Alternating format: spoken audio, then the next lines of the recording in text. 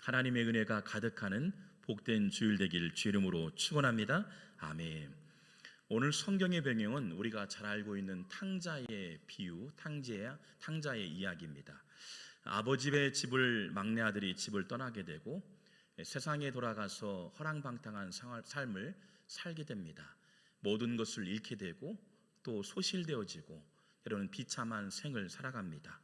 이후에 모든 것을 잃고 처량하게 집으로 돌아오는 아들의 모습, 이 장면이 쥐염 열매를 먹는 장면임을 보게 됩니다. 그런 아들이 돌아왔습니다. 아버지가 보기에 얼마나 처량하고 또 비참한 삶을 살았던 아들, 혼낼 법도 합니다. 야단칠 법도 합니다. 내쳐야 할 아버지, 그러나 말없이요 달려가 그를 꼭 안아주죠. 애썼다, 수고했다. 재산을 다 잃었으니 꾸지람이나 혼내거나 야단쳐 여러분 들어도 맞지요. 그러나 아버지는 그를 꼭 안아줍니다. 사랑한 아들이 돌아왔네 마을 사람들이 들릴 정도로 옆집에게도 소리내어서 이야기하는 것처럼 내 사랑하는 아들이 돌아왔네 바로 우리죠. 그런 아들을 보고 혼내지 않고 내치할 아버지가 아니었습니다. 그리고 기쁨과 감격의 눈물로 아들을 맞이하는 장면이 오늘 성경의 내용입니다. 아버지는 그런 마음을 가졌겠죠. 나는 너 죽는 꼴 못 봐.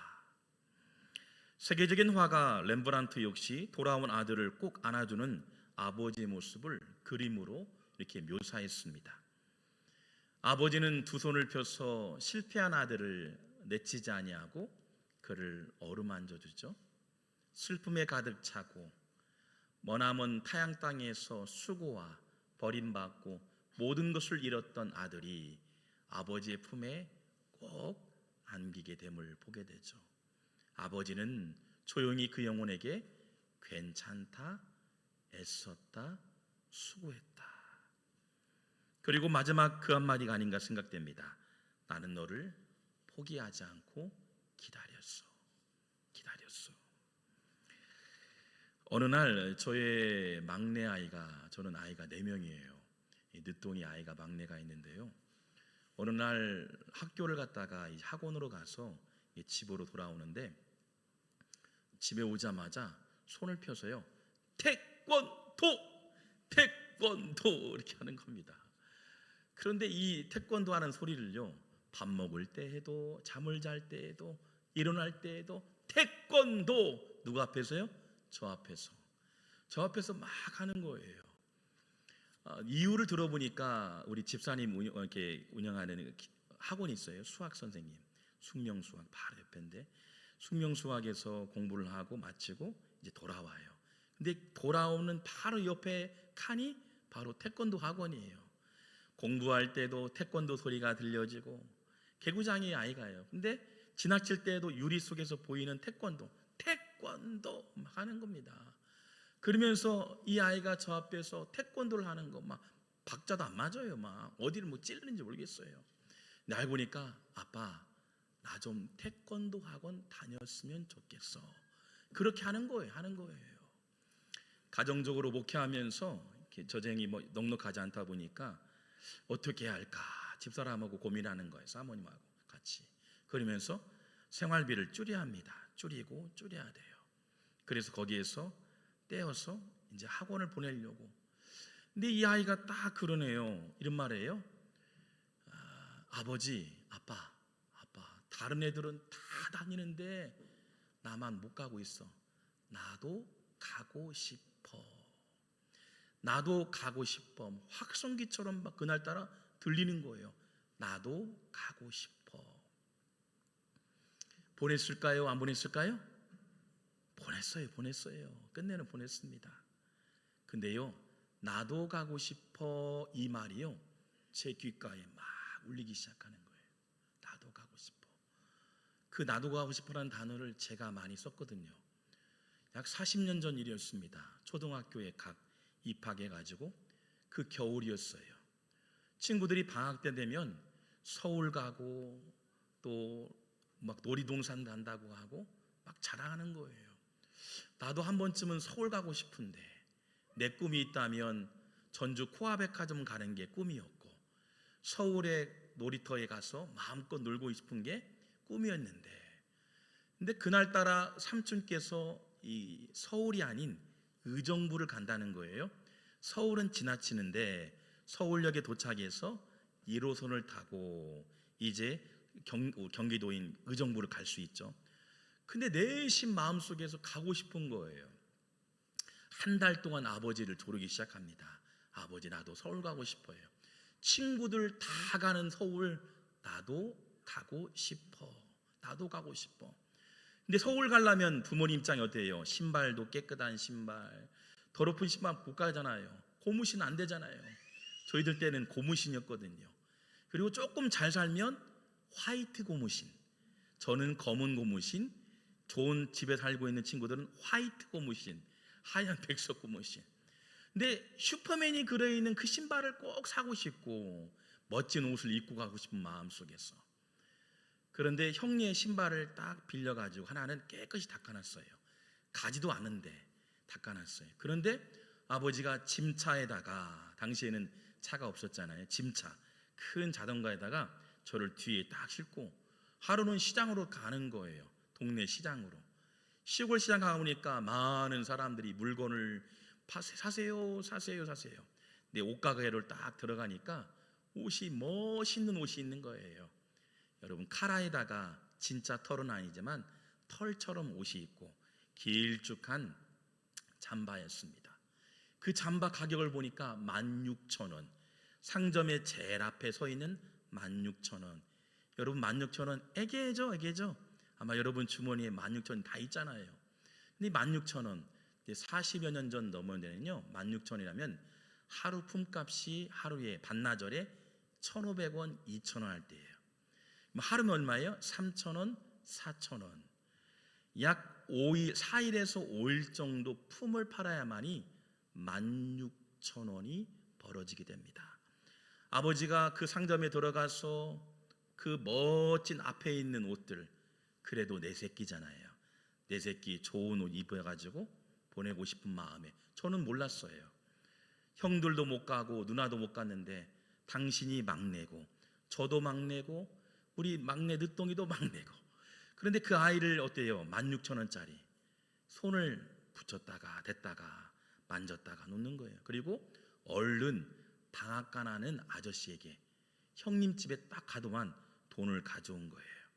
그 당시 삼내 쪽에서 방앗간을 크게 운영하셨던 분이에요. 16,000원. 그걸 꾸신 거예요. 지금 돌아보면 미안해요. 너무 미안해. 왜냐하면 저는 알거든요. 농부니까, 농부의 아들이니까 아버지가 고생할 걸 아니까 16,000원. 그 16,000원을 가져와 가지고 지불하시고 서울을 가는데 다음 날이었어요. 아버지가 보이지 않는 거예요. 의정부 가서 열심히 놀고 개구쟁이처럼 놀다 왔습니다. 알고 보니까 저를 위해서 16,000원을 벌기 위해서 아버지 어머니 품을 파신 거예요. 노비 되고 누군가의 일을 하게 되는 거. 4일 동안. 그리고 당신네 아들 16,000원 주기 위해서 버신 거예요.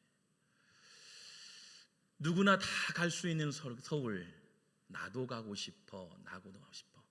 그래서요, 집사람과 상의해서 태권도를 보내게 되었지요. 나도 가고 싶어. 제 모습을 돌아보니까 아버지의 모습이 그려져요. 막내 아들, 다른 사람 못 가지만 막내 아들만큼은 서울 보내고 싶은 마음. 너 죽는 꼴 못 봐. 그러니 16,000원 가지고 보냈던 거예요. 여러분, 오늘 우리를 부르셨어요. 하나님의 은혜죠. 누군가 보이지 않는 수고와 헌신이 있음을 보게 됩니다. 오늘 여러분 이른 양, 어떻게 보면 여러분 아신 것처럼 비유를 통해 말씀하죠. 그런데 아버지의 마음은요, 그 아들을 다 품으면서 너는 너 죽는 꼴 못 봐, 나는 너 죽는 꼴 못 봐 하시며 그를 꼭 안으시는 하나님이신 줄 믿습니다. 저와 여러분을 다 안으셔요. 사랑하셔요. 그리고 사랑하는 아들 애썼다, 수고했다, 위로하시는 하나님이신 줄 믿습니다. 오늘 성경에 등장하는 아버지 역시 나는 너 포기 못하신 아버지. 다 망가진 아들 보세요. 맨발로 맞이하면서 그를 맞이합니다. 아무 말 없이 그를 꼭 안으신다는 거예요. 그리고 그 아이를 안으시면서 아빠가 말하겠죠? 아빠는 너 포기 못해, 포기 못해. 실패하고 돌아온 아버지는 아들을 바라보며 나는 너 포기 못해 말씀하신 줄 믿습니다. 누가복음 15장 20절 말씀 보면 거리가 먼데 아버지가 그를 보고 치근히 여겨 달려가. 누가복음 15장 22절 제일 좋은 옷을 내어다가 입히고 15장 23절 살찐 송아지를 끌어다가 잡으라. 우리가 먹고 즐기자. 아버지의 마음은 다 내어주고 싶어요. 가장 고귀하고 귀한 것 다 내어서 자녀에게 주고 싶은 게 아버지의 마음, 하나님 아버지의 마음인 줄 믿습니다. 여러분 그렇습니다. 이런 아버지의 마음은요, 아무런 조건 없이 다 받아주신다는 거예요. 누구 하나 죄에 대해서 질책하지 않고 그들을 품으시고 찾아가 주시는 아버지. 누가복음 15장 1절 말씀 보니 세리와 죄인들이 말씀을 들으러 가까이 나오니. 여러분 세리와 죄인들이라 말합니다. 세리는 어떤 사람이에요? 죄인은 어떤 사람이에요? 백성들에게 세금이라는 명분으로 수많은 민초들에게 아픔과 고통을 가했던 사람. 그러나 예수님 말씀합니다. 괜찮다 말씀하셔요. 도저히 범죄에서 이해할 수 없는 사람들이었습니다. 그러나 말씀합니다. 괜찮다, 다 내게로 오라. 수고하고 무거운 짐자들아 괜찮다, 다 내려오라. 그런데 그들은 말씀을 들으러 갑니다. 가까이 나갑니다. 나는 죄인이지만 주님이 그들을 꼭 안으십니다. 다 내게로 오라. 죄를 사해 주시고 용서해 주시는 주님 앞으로 나아갔던 사람들, 지은 죄를 자백하고 고백하여 하나님의 은혜를 구했던 사람. 요한일서 1장 9절 말씀 보면 만일 우리가 우리 죄를 자백하면 그는 미쁘시고 의로우사 우리 죄를 사하시며 우리의 모든 불의를 깨끗하게 하실 것이다. 할렐루야. 우리 주님 앞에 나아갈 때 우리를 안아주시고 용서해 주시고 우리를 품어주시는 하나님이신 줄 믿습니다. 반면에 또한 어떤 사람이 있었나요? 누가복음 15장 2절 말씀 보니 바리새인과 서기관들이 수군거려 이르되. 누구입니까? 바로 첫째 형 같은 사람이었죠. 아버지의 마음을 전혀 이해 못했던 사람들이었습니다.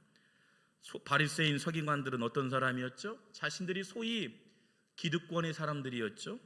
스스로 율법에 능통한 사람이었고 내가 제일 으뜸가는 사람이었고 나는 특별한 사람, 거룩한 사람이었다고 스스로 자화자찬한 사람이 바로 바리새인 서기관들이었습니다. 죄인들과는 상종하는 사람 아니었습니다. 수고하고 실패했던 사람들, 그들 오히려 품어줘야 할 사람들이 오히려 나무랬고 지적하고 판단했던 정죄했던 사람들이 바로 바리새인 서기관들. 예수님의 말씀을 거부하고 예수님의 사랑을 실천하지 않았던 사람이었습니다. 여러분은 어떤 사람입니까? 늘 깨지고 부서졌지만 주님 앞으로 나아가는 자입니까? 아니면 비난하기를 좋아하고 죄인들을 정죄하는 사람들입니까? 하나님은 그렇지 않으시죠. 우리의 죄가 뭐냐고 묻지 않아요. 주님 앞에 나올 때 그들을 안으시는 하나님. 우리의 죄도 지난 과거도 묻지 않으시고 우리를 품으시는 하나님. 그리고 오늘 예 없이 우리에게 말씀합니다. 나는 너 죽는 꼴 못 봐 하시며 우리를 받으시는 하나님이신 줄 믿습니다. 오늘 성경은 우리에게 말씀하고 있는 중요한 메시지가 있죠.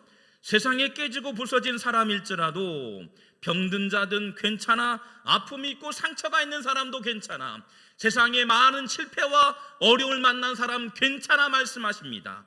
그리고 너무도 고통스러워서 쉼 없이 주저앉은 인생 가운데도 우리를 초대하고 우리에게 다가와 주십니다. 괜찮다 말씀하시는 주님. 우리 한번 같이 찬양할까요? 주님이여 이 손을 꼭 잡고 가소서. 우리 같이 찬양했으면 좋겠습니다.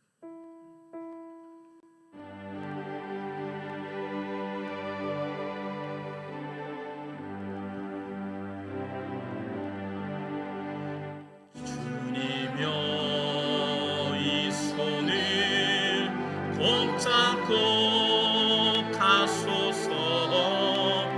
약하고 피곤한 이 몸을 폭풍의 흑암 속 해치사 빛으로 손잡고 날 인도하소서.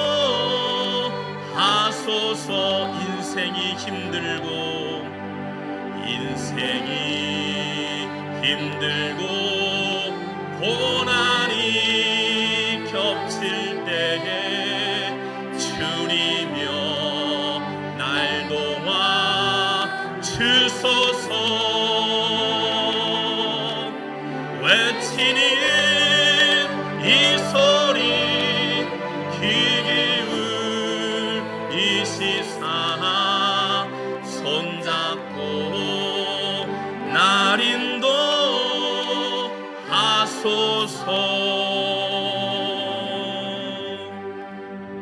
세상을 살아가면서 실패한 영혼들에게 나무라 하지 않으시고 우리의 손을 붙드시는 하나님이신 줄 믿습니다. 이 시대의 영성학자 헨리 나우엔이죠. 헨리 나우엔, 존경받는 교수이자 학자였던 헨리 나우엔이요, 사랑에 힘입어서, 하나님의 사랑의 은혜를 힘입어서 특별히 페루의 빈민가에서 또 하버드 대학교에서 예수님의 사랑을 증거합니다. 그리고 1996년 9월에 심장마비로 소천하기 전까지 10년 동안 이 캐나다의 공동체인 라로시 데이브 레이크에 들어갑니다. 이 공동체에 딱 들어가 보니까 수많은 사람들을 만나는데 상담할 때 보니까 술에 취해서, 그러니까 알코올 중독자들, 또 마약에 중독되어서 피폐한 인생을 살아간 사람들, 또 가정이 깨지고 슬픔에 가득한 사람들을 만나게 되죠. 우리가 멀리서 볼 때는 죄인이고 지탄받고 많은 정죄할 사람들입니다. 그런데 이 헨리 나우엔이요, 가까이 가보니까 그들은 죄인이 아니라 목마름에 간절함을 구했던 사람들이었습니다. 가정이 깨지니 얼마나 목마름이 있어요. 사랑하는 남편으로서 버림받게 되고 자녀를 돌보는데도 힘이 들고, 그러니 공동체에 들어와서 살게 되는 모습을 보니까 얼마나 마음이 아파요. 때로는 술로 인해서 마약에서 고통받는 세월을 보냈던 사람들을 만나보니까 목마름이 필요했던 사람이에요. 한 사람 한 사람이 부르짖는 것 같다는 얘기를 하는 거예요. 내가 지금 목마릅니다. 갈증이 있습니다. 가정의 갈증이 있고 신앙생활의 갈증이 있고 주님을 만나고 싶은 갈증이 있는 사람들입니다. 그리고요, 그들을 하나 한 사람 한 사람 안아주기 시작합니다. 상담을 하면서도 안아주고 손을 잡아주며 기도해주고요, 그 목마름 속에 있는 사람들을 안아주기 시작합니다. 그 목마른 사람들을 보면서요, 그들을 품기 시작하는데 오늘의 고백과 비슷하지요? 나는 너 죽는 꼴 못 봐. 나는 너 죽는 꼴 못 봐. 생명이 얼마나 귀합니까? 그런 나에게 어느 날 찾아와 주셔서 나는 너 죽는 꼴 못 봐 하시면서 오늘 아들을 품으시는 하나님, 주님 먼저 우리에게 찾아오셨다는 거예요. 먼저 손을 내밀어 주셔서 우리의 손을 붙들어 주신 하나님, 죄인도 세리도 바리새인 서기관도 마음이 괴롭고 세상에 지치고 깨진 심령들에게 수고하고 무거운 짐진 자들아 다 내게로 오라, 내가 너희를 쉬게 하리라. 할렐루야. 주님은 우리에게 참된 쉼을 주시는 하나님이신 줄 믿습니다. 이미 하나님은 2000년 전에 당신의 아들 예수님을 십자가에 거르셨어요. 예수 그리스도를 십자가에 거심을 통해서 어땠을까요? 우리의 죄악으로 묶였던 인생에서 참된 자유와 평안과 위로를 얻는 하나님의 선물을 얻게 된 줄 믿습니다. 사망과 죽음이 아닌 영원한 생명의 삶, 영원한 하나님 나라를 우리에게 보여주시고자 너 죽는 꼴 못 봐하시며 십자가를 거신 하나님, 우리를 사랑하신 줄 믿습니다. 그렇습니다. 오늘 예배자를 부르셔서 우리가 찬양하고 기도하며 예배드릴 때 하나님 나라를 맛보게 되는 거예요. 오늘 우리에게 말씀하시는 것처럼 나는 너 죽는 꼴 못 봐. 성경에 보면 사마리아 여인이 나옵니다. 그 여인 역시 목마른 여인 중에 한 사람이었죠. 사랑에 목말랐던 여인이었습니다. 이 사람을 만나면 해결되겠지, 저 사람을 만나면 해결될지 남편이 많았습니다. 남편에게 사랑받지 못한 목마름, 그러나 우물가에 진짜 신랑 되신 주님을 만나게 돼요. 먹어도 갈증이 있던 그 여인에게 주님이 초대합니다. 수고하고 짐진 여인아, 내게로 오라. 그 여인의 손을 잡아주고 기도해 주셨습니다. 그 여인을 일으켜 주십니다. 영원히 목마르지 않는 영원한 하나님 나라의 생수, 바로 예수 그리스도가 참된 예수 진리임을 알고 깨닫게 됨을 보게 되는 거죠. 여인의 손을 꼭 잡으면서 나는 너 죽는 꼴 못 봐하시며 그 여인을 안아주십니다. 영원히 목마르지 않은 예수 그리스도를 만나게 되면 진짜 하나님 나라를 맛보게 되어지는 거예요. 세상의 많은 것들을 즐기고 누린들 얻을 수 없는 하나님 나라가 주님의 몸된 교회를 통해 예배하며 기도하며 말씀을 통해 하나님 나라를 맛보게 될 줄 믿습니다. 목마름 가운데 예수로 채워질 때 진짜 살아나게 되고, 예수로 채워질 때 하나님 나라를 누리게 될 줄 믿습니다. 우리 우물가 연인처럼 우리 같이 찬양할까요? 우리 기도하는 마음으로 같이 찬양하겠습니다. 우물가 연인처럼 찬양합니다.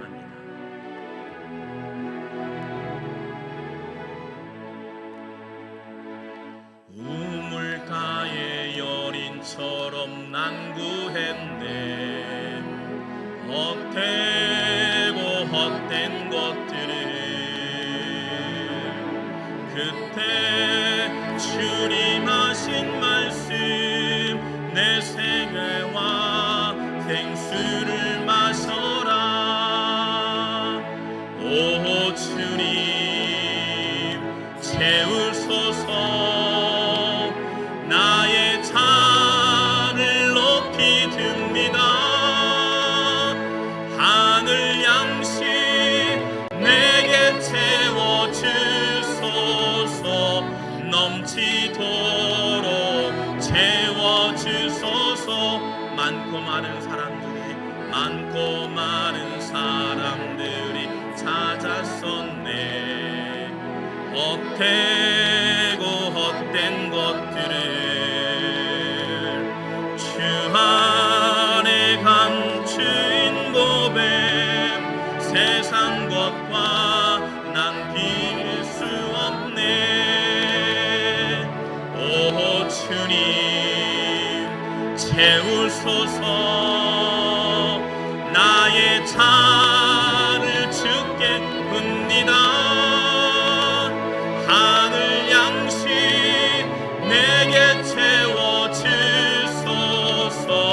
넘치도록 채워주소서. 내 친구여 거기서 돌아오라.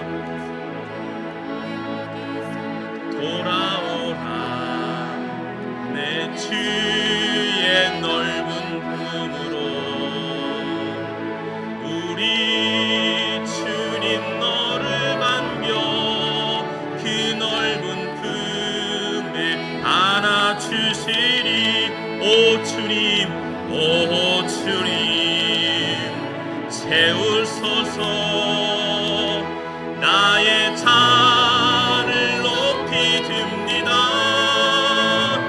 하늘 양식 내게 채워주소서. 넘치도록 채워주소서. 우리 한번 같이 기도하길 원합니다.